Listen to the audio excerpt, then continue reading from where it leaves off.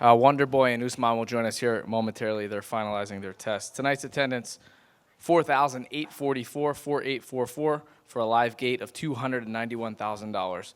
$50,000 bonuses. We did 4 performance bonuses tonight. Wonderboy Thompson, Masvidal, Saman, and Usman. $50,000 each. Congratulations, guys.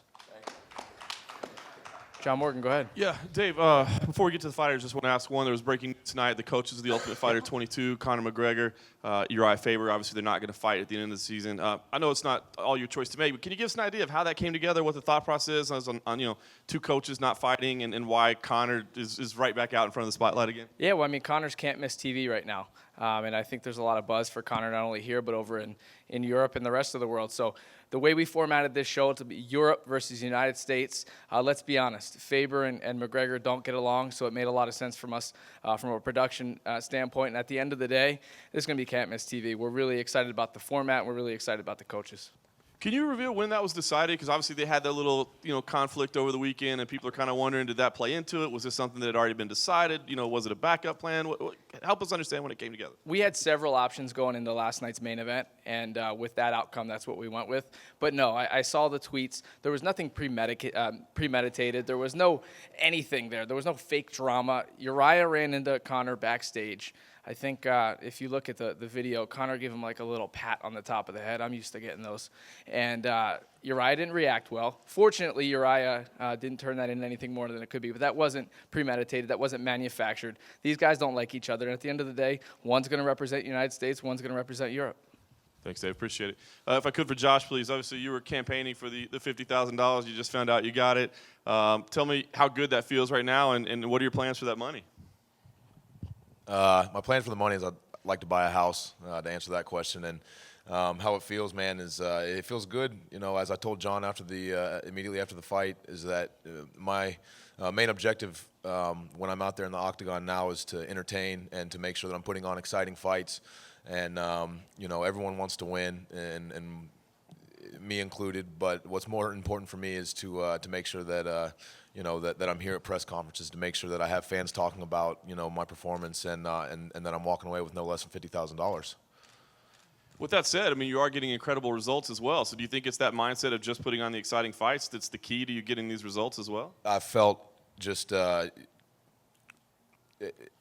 so much less pressure, in my last 2 fights. And each time I step out there, I just feel more and more comfortable. And just being able to go out there and just focus on making my folks back home proud and stuff is just a huge relief for me, man. And so win or lose, I know that my people have my back, and I know that I'm going to be in exciting fights, and I can't see it any other way right now. And last question for you, Josh. Can you give us a little bizarre incident at the end of the fight where he basically spit blood on you after refusing to touch your hand? What was that about? I mean, you'd have to ask him what it was about exactly. I think he was just upset. He came up and apologized after the fight and said that it was just in the heat of the moment. And so I can't speak for him really. Thanks, Josh. If I just could briefly for George, great win for you tonight. Can you help us understand how much different you feel, or what the difference is between you at 170 and you at 155? The difference is huge. I felt when I woke up today, when I was doing my sprints, I always do sprints in the morning before the day of the fight. I felt good. I felt explosive. Usually I feel like a little lethargic or heavy when I drop down to 56 and then I put the weight back on. I'm usually around like 78, so just putting all that weight back on, I don't feel good. I felt great today.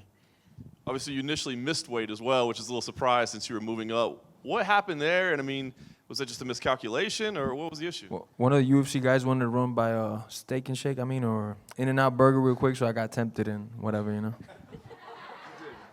I did. But then I sweated off the 2 pounds, so I was good. You really did have In-N-Out before it? No comment. Hey, last question for you. You called out Matt Brown after the fight. Why is that a fight that interests you? I think it interests the public mainly. I've always wanted to fight Matt Brown. I like his style. He just comes forward to fight, so hopefully I get my hands on him.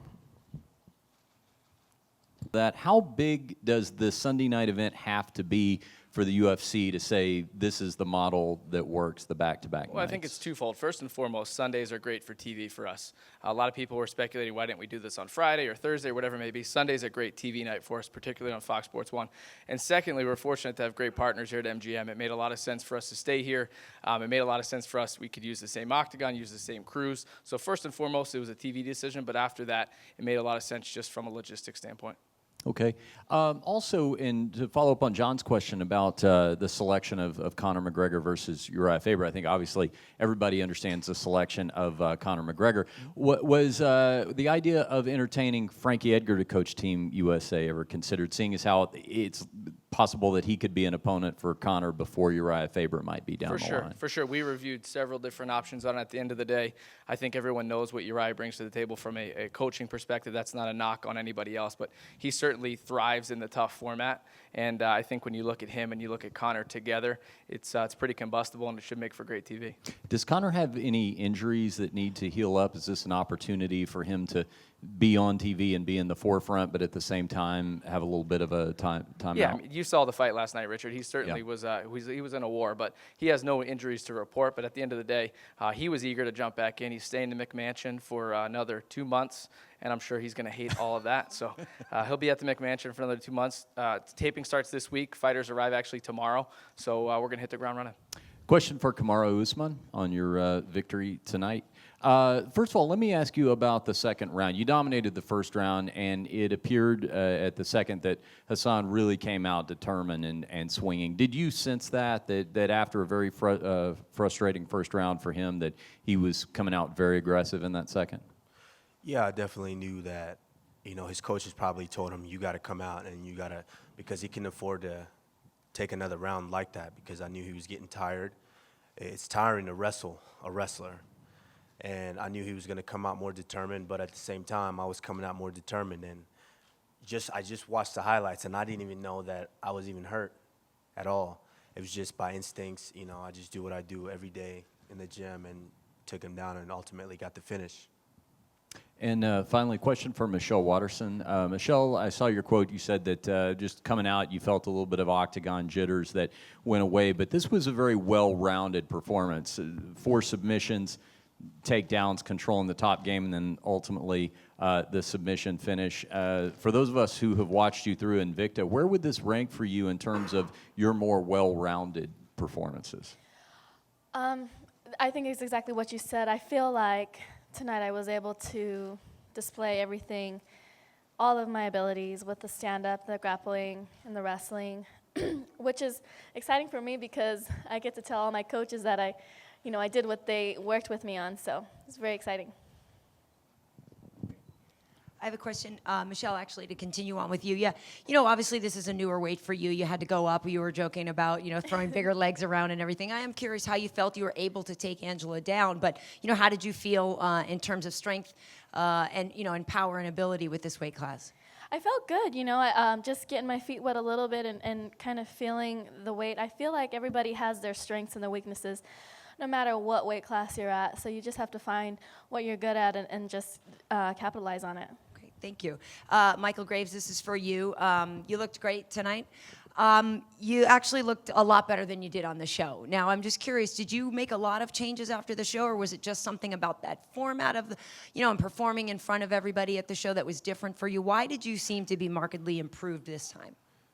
I don't want to get too much in before the show. I would just say that my head really wasn't into fighting. I was getting ready to change up things in my life before the show, and that kind of got thrown into my lap, and I couldn't turn it down. And after the show, I wasn't happy with either one of my performances, and after that, I was just working very, very hard, very diligently every day.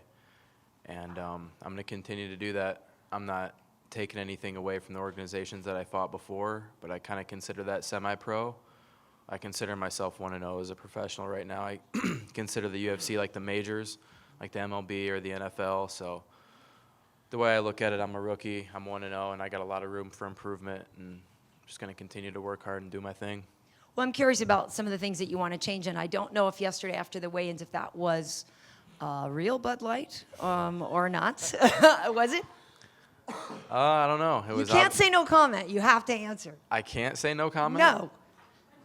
You can't, bro. You Shut up, Josh. No, I'm listening to Josh. No comment. No, Josh. It was a Bud Light can. was a That's real- all I'll say. Okay, so again, this was something that we talked about on the show with you and the drinking thing, and everybody Yes. seems to want to put that on you, and then you come out and drink a beer after the weigh-in. So, I was just rolling with it. At weigh-ins, I felt very confident. I felt like I was going to go out there and win the fight and do my thing.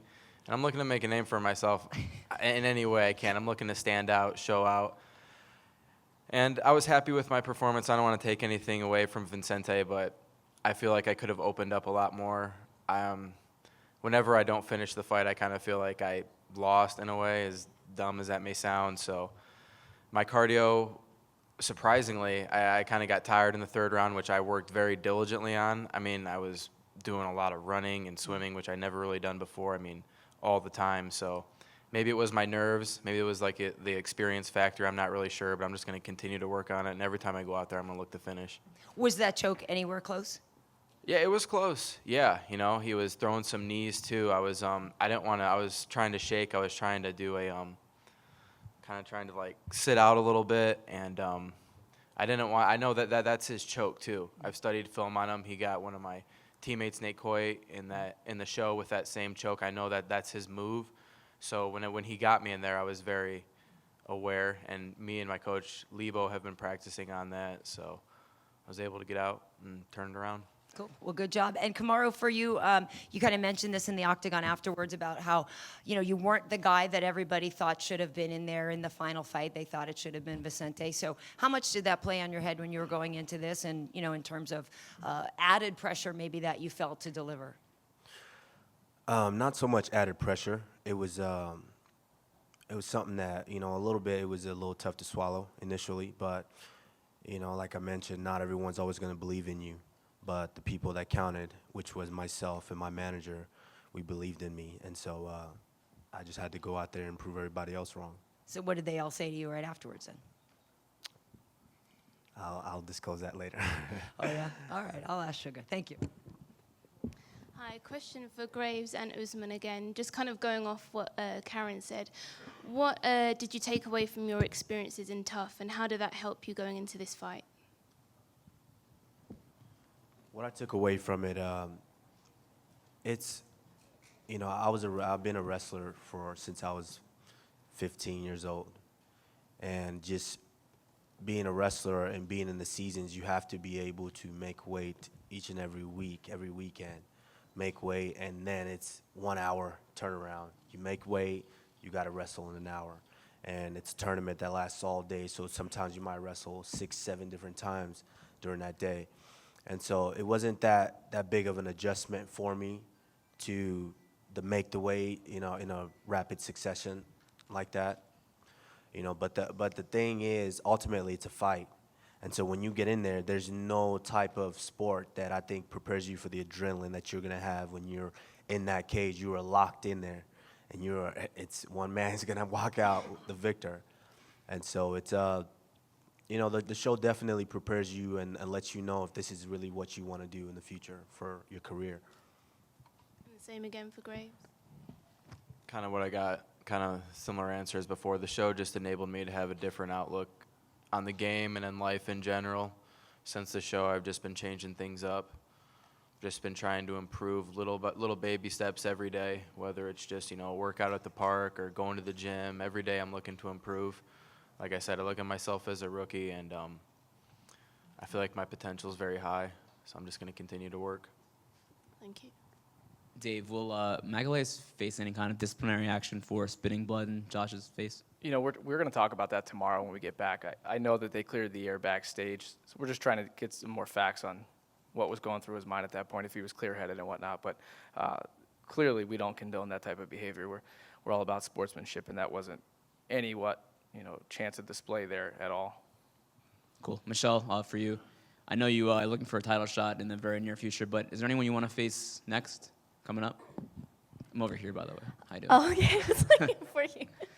I don't have anybody in mind. I would like to get into the rankings. I know I'm moving up from 105 to 115. So, yeah, I'd like to get into the top 10 and make the ranks. Thanks. Down here in the front, Christoph, for John Morgan.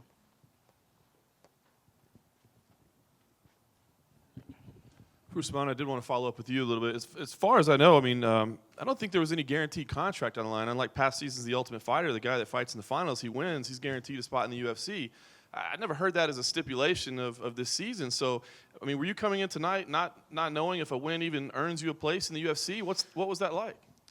You want to take that? He's in the UFC. He's in the UFC, and it looks like all 4 guys will get another opportunity. Fantastic. Well, I guess tell us what your thought process was coming in, and then I guess getting that news, what it's like now. My thought process was to go out there and just do what I do and focus on the fight. I wasn't worried about the contract or the win or the money or things like that. That was just an added bonus. If I went out there and performed the way that I'm capable of performing, I knew everything else would follow suit. And so, that was just my main focus, was to go out there and do what I do best. That said, getting the confirmation that you're in the UFC officially, was that a huge moment for you? Yeah, that definitely feels better. Feels good. And certainly not your decision to make, but the $300,000 prize. Have you heard anything about what the team intends to do with that money? I'll let the boss man go ahead and figure that out.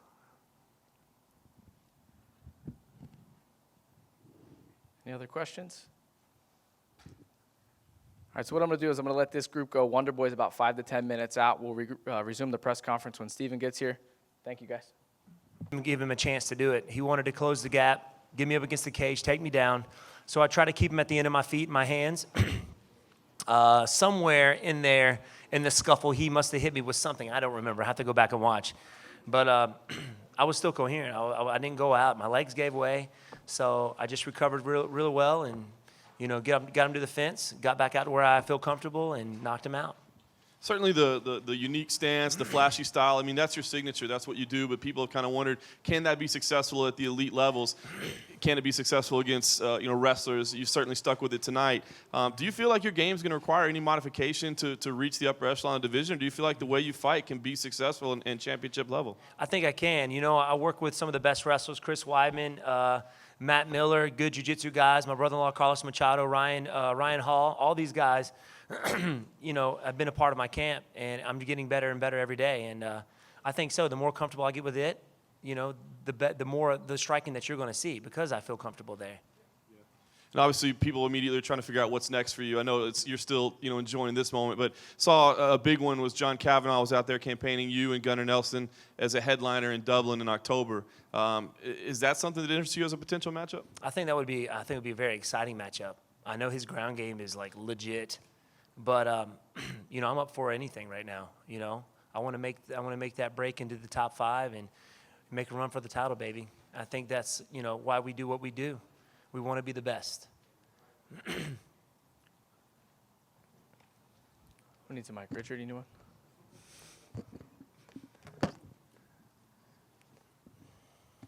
Steven, this was 5 straight for you, but obviously the biggest stage ever, main event on the Ultimate Fighter finale, televised. Can you kind of let us know how much of that you felt, how much of that momentum you felt, for everything from International Fight Week to piggybacking with arguably the biggest main card pay-per-view in the history of the UFC last night? How much increased attention you felt on yourself going into this fight? I kind of did. I mean, last night was huge. I mean, it was, like you said, you got Conor McGregor and all these, champion bouts, and me being the last fight of the card, I wanted to make it special. I wanted to make it exciting, and I think that's what my style brings. So, and I'm here to put on a show. That's what people want to see.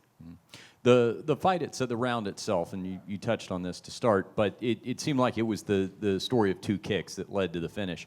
The first one obviously had Jake seriously dazed. Without him being here to answer for himself, I mean, did you sense that at that point he was, from the first kick to the second, he was just kind of never really all there? Yeah, I was listening to my dad, actually, my head coach in the corner, and he sees a lot of stuff outside the cage, maybe that I don't see inside. So I heard him say spin. I know exactly what that means when he says spin. So when I hit him with that first one, I knew it dazed him. I knew it hurt him. I didn't want to go in and go crazy. And then next, sometimes you go in there crazy. They recover very well. I just let them back up and did it again, and it worked, man. So that first spin hook kick definitely helped out with the second. Finally, for you, when you saw UFC 189 last night, the main event, and Sinead O'Connor and Aaron Lewis come up on those risers, did you wonder if those platforms could be rented for the weekend and it was too late to get Tenacious D on there to play your entrance? That would be awesome to have Tenacious D out there.